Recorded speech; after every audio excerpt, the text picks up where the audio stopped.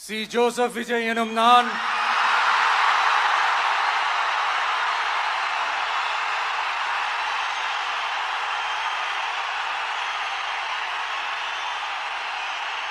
சட்டப்படி அமைக்கப்பெற்ற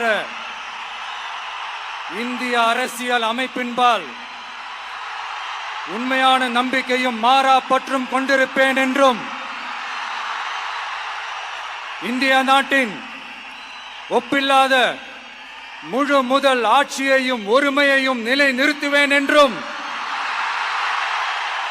தமிழ்நாட்டு அரசின் முதலமைச்சராக உண்மையாகவும் உளச்சான்றின்படியும் என் கடமைகளை நிறைவேற்றுவேன் என்றும்